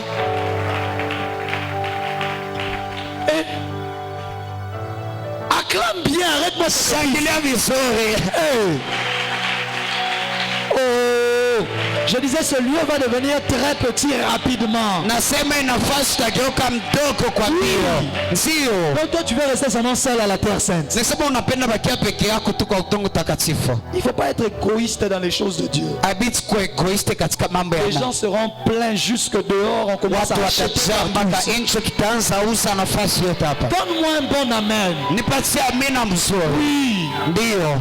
Alléluia. Ndio. Alléluia. Amen. Hein. Dieu va nous étendre Mungu atatupanua jusqu'à ce qu'on atteigne 10 000, 20 000. mpaka tunafikia 10,000, 10,200. Donc toi, tu pensais qu'on était venu ici pour les petites choses. Wale wasa tulikuja hapa juu ya mambo madogo. Dis au voisin, Ambia jirani tulikuja hapa juu ya mambo makubwa. on est venu ici pour des grandes choses. Tulikuja hapa juu ya mambo makubwa. Donne-moi un bon amen. Nipatie amina mzuri. Voilà pourquoi si tu sers pas Dieu, commence à servir Dieu. Sio kwa maana kama utumikie Mungu, anza kutumikia Mungu. Parce que cette place-là, c'est plus à toi, c'est pour un autre fidèle. Kwa juu fasi haiko tena ajili yako, ni juu Toi, ya tu dois mtumishi. maintenant être dans la liste des serviteurs. Wewe unapaswa kuwa katika orodha ya batumishi tayari. Alléluia. Amen. Tu es ici, tu ne sers pas encore Dieu. Kama uko hapa autumikie Tu Mungu, n'as pas encore commencé à servir à l'église. auanza kutumika hapa kanisa. Vois le pasteur Gédéon à la fin. On est pasteur Don mwisho, Le pasteur James qui va se lever rapidement. wala pastor James ambaye Soit atashimama. tu vois le pasteur Gédéon, soit tu vois le pasteur Wala James. unaniona wala unamwona yeye. Et enregistre-toi, dis-leur, na je vais upate servir Dieu. kuchandikisha, napenda kutumikia Ils Mungu, vont te dire comment ce que tu feras. na watakwambia namna gani utafanya. Alléluia. Amen. Fais un effort de commencer à servir Dieu. Fanya nguvu yote uanze kutumikia Bwana, C'est à sivyo? toi que je parle. Ni kwako ambayo mimi N'est-ce nasema, pas? sivyo? Fais un effort de commencer à servir. Fanya nguvu uanze kutumikia Il le Bwana, faut. inabidi Racheter le temps tugomboe wakati, car les jours sont mauvais. kwa maana siku ziko Alléluia. zibaya. Amen. Alléluia. Amen. C'est à cause de tous ceux-là qui servent que tu viens ici, tu vois que les choses sont bien. Ni kwa ajili ya wote ambao unatumika, unakuja hapo unaona vitu viko vizuri. Le pire avec toi, c'est que tu viens après, tu critiques même. Shida pamoja na uona kuya na unatukana tena. Mais les protocoles là vraiment. Bali bakaribishaji ba. Mais si tu penses qu'ils font mal, viens, tu vas bien faire. Kama unaweza banafanya mbaya, kuya utabasaidia Ce kufanya n'est même vizuri. pas par rancune qu'on le dit. Na iko hata kwa rumba tunaisema. Parce qu'on sait que toi tu vas bien faire, viens. Kwa juu tunajua utafanya vizuri, Viens kuya. bien faire là. Kuya sasa fanya sayo vizuri Et vile. le choriste là, il n'y a pas de problème, viens, tu vas bien faire. Oh baimbaji On a bada. confiance en toi, c'est pas Hakuna par... shida. Kuya fanya vizuri On sait tunakutumainia. que toi tu as vraiment la grâce. Tunajua uko na neema kweli. Viens, Kucha. on va bien faire ensemble. Tutafanya vizuri pamoja. Alléluia. Amen. Avec Dieu, Pamoja na Mungu nous ferons des exploits. tutafanya mambo makubwa Et il écrasera nos ennemis. na neema Et il écrasera nos ennemis. na atakanyanga Pasteur Julien, maadui tu yetu. ne connais plus ce verset là. Alléluia. Amen. Lève-toi là où tu es, on va clôturer. Simama kwenye huko tutamaliza Si tu n'as ibada. pas pu apporter ton enveloppe d'action de grâce, Kama uyaleta baasha yako ya tendo ya fais un shukrani, effort dans l'emmener même le dimanche. fanya nguvu uilete hata siku ya Mungu J'ai ijayo. voulu que toute cette semaine, les pasteurs qui ont prêché nous prêchent sur les actions de grâce. Nilipenda ijuma wapasta wapate kutubiri juu ya tendo ya shukrani, Parce que nous devons apprendre à dire à Dieu merci pour ce qu'il a fait. kwa juu tunapaswa jifunza kuambia Mungu asante kwa yale ambayo alifanya. Alléluia. Amen. Lève-toi. Simama, Lève-toi là où tu es. simama kwenye huko, Lève-toi là où tu es. simama kwenye huko, Rapidement. mbio mbio. Prends une offrande dans ta main. Kamata sadaka kwenye mkono yako Afin de sceller ces choses. kwa juu ya kukasia hii mambo, Afin de sceller ce que Dieu a dit. kwa juu ya kukasia yale ambayo Mungu Afin de alisema, te connecter à chacune des paroles qui sont kwa tombées juu sur ya la table. kuchambatanisha kwa moja ya neno ambayo ilipata Très kuanguka. rapidement, fais-le et je vais prier. Mbio mbio, fanya hayo na ndapata Fais-le kuomba. très rapidement, je vais. Fanya mbio, ndapata Je ne parle kuomba. pas aux voisins, c'est à toi que je parle. Haiko kwa jirani ambayo mimi nasema, ni kwako ambayo mimi nasema. Je lève ma main droite. Na inua mkono yangu ya kuume. Père, Baba, dans le nom de Jésus, katika jina la Yesu, je bénis ce peuple. nabariki taifa, Je bénis toute main nabariki kila mkono qui vient afin de sceller toutes paroles qui sont sorties de ce livre. ambaye nakuja juu ya kukazia kila neno ambaye ilitoka nafasi hapa, Afin de conserver kwa juu ya kupata kulinda par cet acte de foi, par cette offrande, kupitia itendo ya shukurani hii ce que sadaka, tu as déclaré et ce que tu as dit ce matin. yale ambayo ilitangazwa nilisema asubuhi ya Je leo. prie dans le nom de Jésus Naomba katika jina la Yesu qu'ils Kristo, ne perdent rien kama wasipoteze de kitu, toutes les grâces que tu as déversées sur leur vie maneema yote ambayo ulimwanga juu ya maisha et que yao, tu fasses bien au-delà de tout na cela. ufanye zaidi ya yale yote Au nom de Jésus-Christ. kwa jina la Yesu Kristo. Viens avec rapidement. Kuya pamoja nao mbio mbio. Que Dieu te bénisse. Mungu akubariki. En rentrant à ta place, tu peux rentrer chez toi. Kwa kurudi fasi yako Je naweza déclare que tu es béni. natangazwa Que ta nabarikiwa, semaine est bénie. juma yako Que inabarikiwa, ton ciel est ouvert. mbingu yako Que inafunguliwa, la grâce de Dieu est sur toi. na neema ya Mungu iko Que juu la yako, faveur de Dieu est avec toi. kibali ya Mungu iko pamoja Que nawe, cette semaine, tu vivras et tu témoigneras de la gloire de Dieu. na hii juma utapata kushuhudia Au utukufu wa nom Mungu. de Jésus, Katika jina la Yesu, Dieu te bénisse. Mungu On se revoit mardi à 16h, tunakutana siku ya pili 16, vendredi à 16h siku ya tano et 16, dimanche à 9h. na siku ya Mungu 9, Bon dimanche. siku ya Mungu njema.